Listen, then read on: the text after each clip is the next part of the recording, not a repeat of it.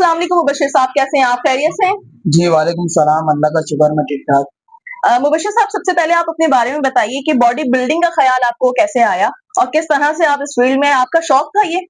जी body building, हाँ शौक तो था। तो जिम फर्स्ट टाइम में गया था तो वहाँ बहुत से लोगों को एक्सरसाइज करते हुए देखा तो वहाँ शौक हुआ मुझे। फिर जो जिम के जो ओनर थे उनके बहुत सारे टाइटल देखे मैंने, उनके बॉडी बिल्डिंग कंपटीशन वो खेलते रहते थे। तो उनको देख के मुझे जुनून आया कि मैं भी कंपटीशन खेलूं, कोई मुकाबला खेलूं या बॉडी अच्छा अपनी फिजिक्स बनाऊं।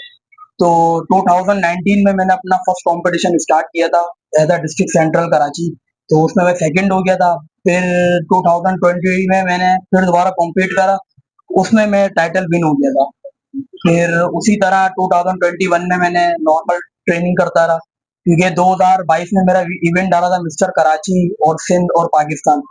तो 2021 पूरा मैंने उसकी प्रेपरेशन की और 2022 में फिर मैंने जूनियर कराची का टाइटल जीता।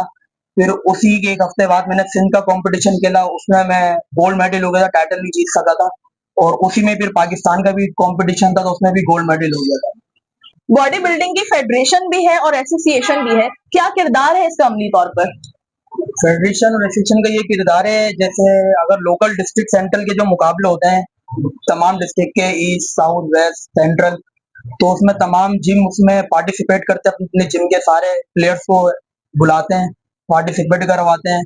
और जो फिर इसी तरह सेंट्रल के बाद कराची होता है उसमें सारे जिम आते हैं। फिर उसके बाद सिंध का कंपटीशन होता है, फिर पूरा सिंध उसमें इन्वॉल्व होता है। फिर पाकिस्तान का इवेंट होता है उसमें पूरा पाकिस्तान के प्लेयर इन्वॉल्व होते हैं।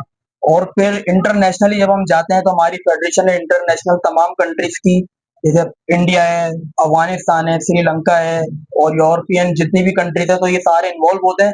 ये अपने अपने प्लेयर्स को यहाँ से पाकिस्तान से, हम पाकिस्तानी है तो हमें यहाँ से वहाँ ले जाना, वहाँ के जितने भी मामला तो फेडरेशन इस चीज को लीड करती है। बस प्लेयर का काम होता है अपनी फेडरेशन के साथ चलता रहे और स्टेज पे वो ले आना उनका काम होता है। तो बताइएगा, सरकारी सतह पर इस खेल की क्या सरपरस्ती है? सरकारी सतह पर तो कोई सरपरस्ती नहीं है, लेकिन प्राइवेट सेक्टर है, कंपनीज हैं जो बहुत से एथलीट को प्रमोट करती है, इंटरनेशनल इवेंट उनको स्पॉन्सरशिप देती है।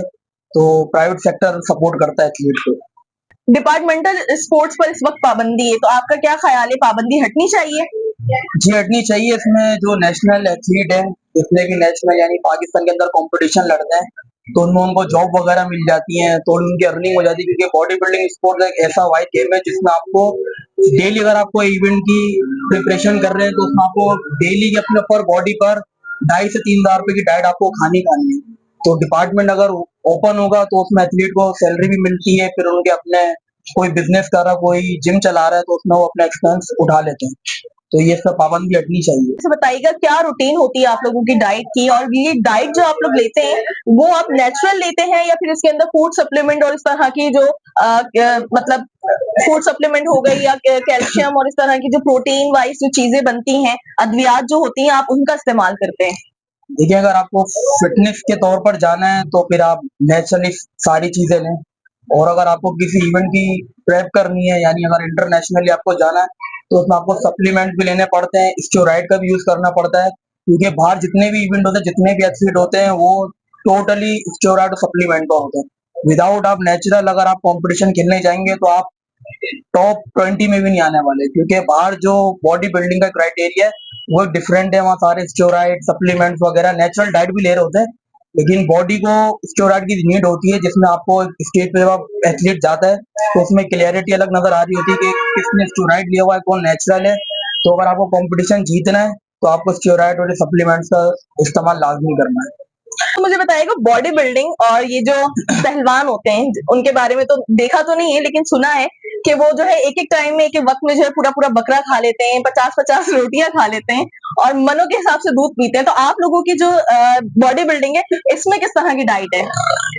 बॉडी बिल्डिंग जो है वो खूबसूरती है, और पहलवानी जो है, अगर आप किसी बॉडी बिल्डर को देखेंगे अगर कोई चीज पहनेगा तो उसके shoulder, bicep, tricep, wings, chest सब आपको खूबसूरती में नजर आएगी। जब पहलवान जब पहनेगा तो पहलवान का वो बाद में आएगा, पहले उसका पेट आ जाएगा। वो पेट क्यों आ रहा होगा, वो जो इतनी सारी चीजें खा रहे होते हैं।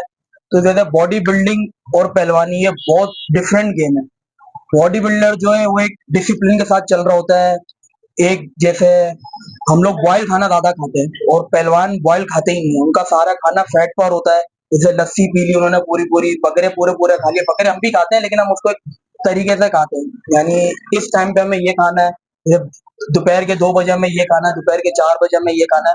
पहलवानी ऐसे नहीं, पहलवानी में जो मिलता है वो खाते हैं, समोसा वगैरह। हम इन चीज़ों से दूर होते हैं बॉडी बिल्डिंग। तो बॉडी बिल्डिंग की डाइट बहुत मुश्किल है, ये हर कोई अफोर्ड नहीं कर सकता, ना हर कोई लेके चल सकता है इसको। पहलवानी तो इतना नहीं है, उसमें तो खाना-पीना सब कुछ चल ही रहा होता है। कितने घंटे आप डेली बेसिस पे बॉडी बिल्डिंग करते हैं? नॉर्मली अगर फिटनेस के लिहाज से जाएँगे तो हमारे लिए पौना घंटा बहुत है, यानी 1 घंटा मैक्सिमम।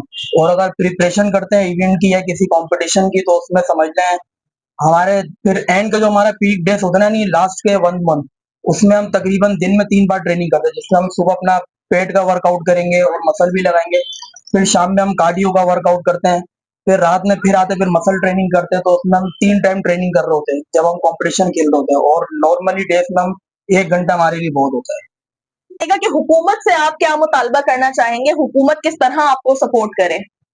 हुकूमत जैसे क्रिकेट की एक पूरी पीसीबी फेडरेशन बनी हुई है, जैसे उसमें तमाम सेक्टर जितने भी हैं सब प्लेयर्स को सपोर्ट कर रहे होते हैं। इसी तरह हम चाहते हैं कि बॉडी बिल्डिंग की भी कोई ऐसी फेडरेशन हो जो पाकिस्तान से मंजूरशुदा हो, और उसमें जो अच्छे एथलीट हैं पाकिस्तान के उनको सपोर्ट करे, और जो अच्छे नहीं है उनको भी सपोर्ट करे, क्योंकि वो आगे चलकर उस लेवल पे भी जाएंगे।